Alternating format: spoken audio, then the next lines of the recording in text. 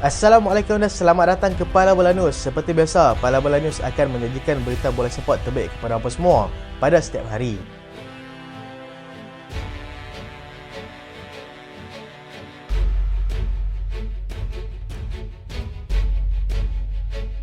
Kita mulakan dengan keputusan perlawanan Carabao Cup peringkat suku akhir. Liverpool mudah singkirkan pasukan West Ham dengan jaringan 5-1 untuk marah ke semifinal. Dan perlawanan semifinal nanti Liverpool akan berhadapan dengan pasukan Fulham dan pasukan Chelsea pula akan berhadapan dengan pasukan Middlesbrough.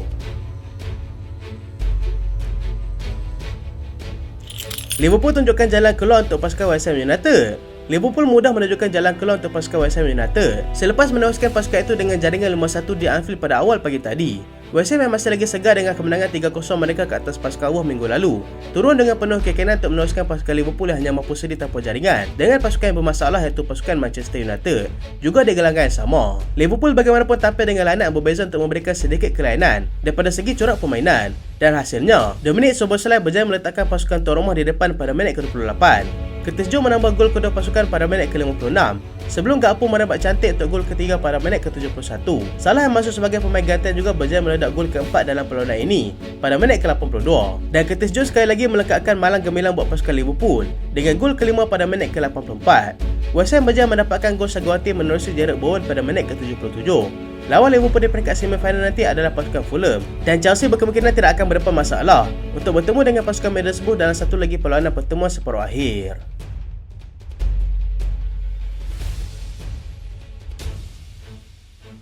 Kita lihat pula lain-lain keputusan perlawanan yang melibatkan pasukan dalam saingan liga-liga utama di Eropah.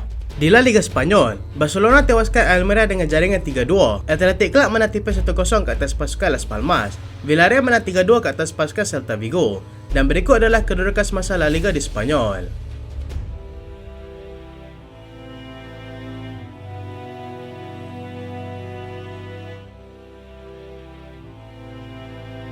Bundesliga Jerman, Union Berlin menang 2-0 ke atas pasukan Köln. Bayer Leverkusen menang 4-0 ke atas pasukan Bochum. Frankfurt menang 2-1 ke atas pasukan Mönchengladbach. Stuttgart menang selesa 3-0 ke atas pasukan Augsburg. Wolfsburg tewas 1-2 kepada pasukan Bayern Munich. Dan berikut adalah kedudukan semasa Bundesliga di Jerman.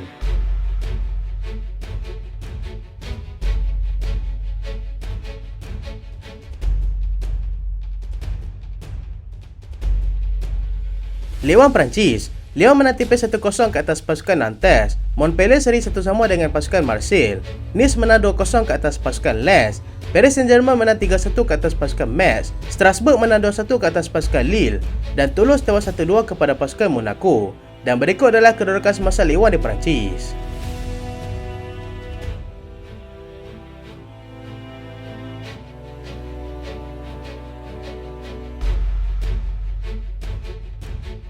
Barcelona bermandi peluh sebelum dapat tewaskan pasukan Almeria. Barcelona terpaksa berhempas pula sebelum berjaya menewaskan pasukan tercorok dalam La Liga pada ketika ini iaitu pasukan Almeria dengan jaringan 3-2 pada awal pagi tadi. Barcelona turun sebagai pasukan tuan rumah tampil dengan persembahan yang begitu meyakinkan dengan berada di depan menerusi jaringan Rafinha pada minit ke-33. Namun tidak sampai 10 minit selepas itu, Almeria berjaya kembali menyamakan kedudukan melalui jaringan Leo Batistao pada minit ke-41.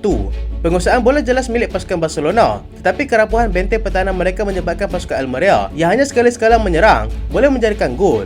Sergio Roberto kemudiannya berjaya meletakkan pasukan Barcelona sekali lagi di depan dengan jaringannya pada minit ke-60. Tetapi pasukan Almeria tetap tidak mengalah apabila mereka berjaya menyamakan kedudukan pada minit ke-71 menerusi Edgar Gonzalez. Tersentak dengan itu, Barcelona terdesak memerlukan kemenangan terus menggadaikan asakan, dan hasilnya gol kemenangan berjaya dijadikan sekali lagi menerusi Sergio Roberto yang dibantu oleh Robert Lewandowski. Keputusan tamat dengan kemenangan 3-2 kepada pasukan Barcelona.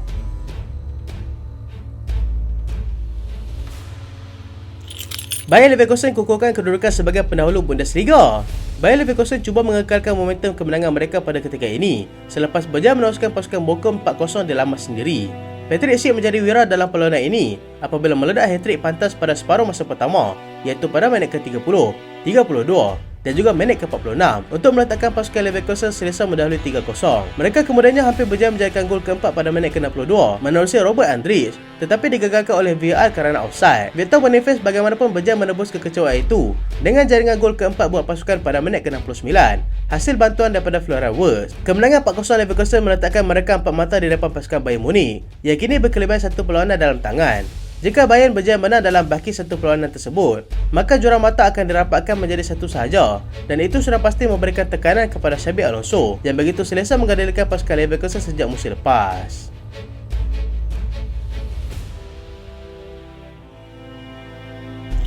Harry Kane terus lebarkan rekod selaku penjaring gol terbanyak di Bundesliga. Harry Kane meneruskan rentak kecemerlangannya apabila berjaya melebarkan rekod jaringannya kepada 21 gol setakat ini selepas membantu pasukannya menewaskan pasukan Wolfsburg 2-1 pada awal pagi tadi. Dia yang berjaya menjaringkan satu gol dalam perlawanan tersebut sambil satu lagi gol berjaya diperoleh menerusi jaringan Jamal Musiala 10 minit sebelum jaringannya. Wolfsburg pula berjaya mendapatkan satu gol sebaik saja sebelum separuh masa pertama tamat menerusi jaringan Arnold, tetapi itu tidak cukup untuk membantu mereka meneruskan pasukan Bayern. Bayern kini dalam momentum terbaik mereka untuk mengejar kembali kedudukan pasukan Bayer Leverkusen selaku pendahulu Liga dan mereka hanya perlu mengekalkan konsistensi ini jika mahu memastikan mereka kekal tidak jauh di bawah pasukan kedalam Xabi Alonso itu.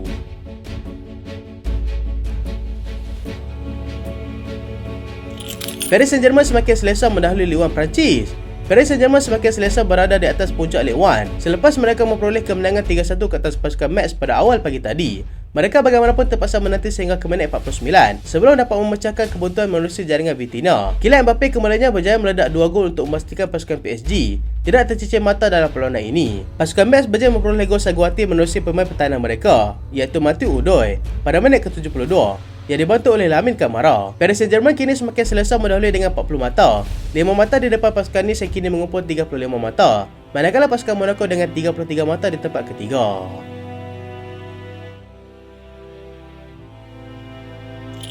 Inter Milan tersingkir daripada saingan Coppa Italia. Pendahulu Serie A, Inter Milan gagal meneruskan rentak cemerlang mereka selepas terpaksa mengucapkan selamat tinggal dalam saingan Coppa Italia apabila tewas 1-2 kepada pasukan Bologna di pusingan 16 pasukan terbaik. Persembahan serba tidak menjadi pasukan Inter dalam perlawanan ini, walaupun beraksi di gelanggang sendiri masih lagi gagal memberikan kelebihan kepada mereka untuk mengatasi pasukan tersebut. Lebih jelas lagi, apabila Lautaro Martinez gagal menyempurnakan sepakan penalti yang dihadapkan pada minit ke-65 sekaligus menjadi punca mengapa mereka gagal ke peringkat seterusnya. Perlawanan berlanjutan sehingga ke masa tambahan dan faktor keletihan mungkin menjadi di antara sebab mengapa pasukan Inter tewas dalam perlawanan ini. Mereka berjaya di depan terlebih dahulu menerusi jaringan Carlos Augusto pada minit ke-92, tetapi 2 gol Bologna dalam masa 5 minit telah menutup peluang mereka untuk marah ke peringkat seterusnya. Menanti Bologna adalah pasukan Fiorentina yang berjaya menewaskan pasukan Parma dalam perlawanan sebelum itu.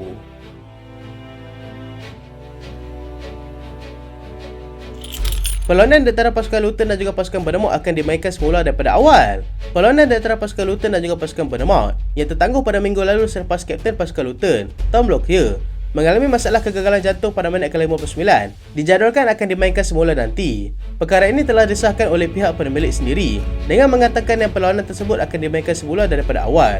Perlawanan ulangan nanti akan diadakan pada satu tarikh yang masih lagi belum dapat ditentukan lagi dan satu perbincangan akan dilakukan terlebih dahulu melibatkan semua pihak sebelum membuat keputusan. Tindakan Premier League ini adalah berdasarkan undang-undang yang menyatakan dengan jelas setiap perlawanan yang tertangguh perlu dimainkan semula melainkan ada perubahan daripada segi undang-undang ataupun daripada pihak penganjur sendiri.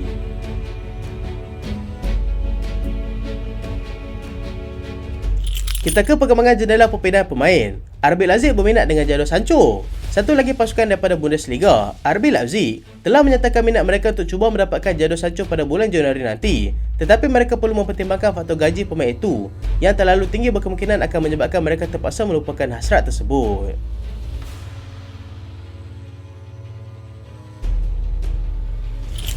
Joan Laporta sangka dakwaan Messi akan kembali ke pasukan Barcelona.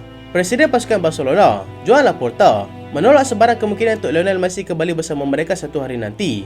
Ini termasuklah cadangan untuk membawa kembali Messi dalam satu perlawanan khas yang akan diadakan sebagai tanda ucapan selamat tinggal yang gagal mereka lakukan sebelum ini.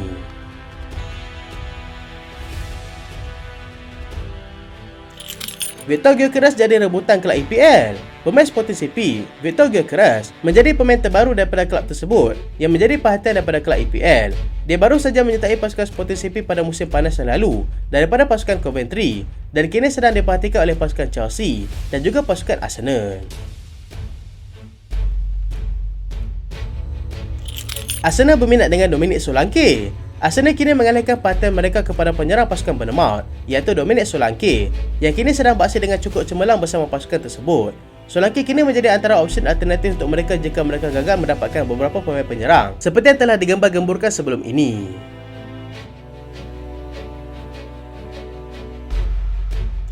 City tetap akan cuba dapatkan Joshua Kimmich. Manchester City akan menghidupkan kembali minat mereka untuk cuba mendapatkan pemain pasukan Bayern Munich, iaitu Joshua Kimmich, menjelang bulan Januari nanti. Mereka akan mengadakan perbincangan dengan Thomas Tuchel dalam masa terdekat ini. Itulah berita pada kali ini dan terima kasih sebab tonton sampai habis. Jangan lupa like, jangan lupa share, jangan lupa subscribe. Aku Solian. Assalamualaikum.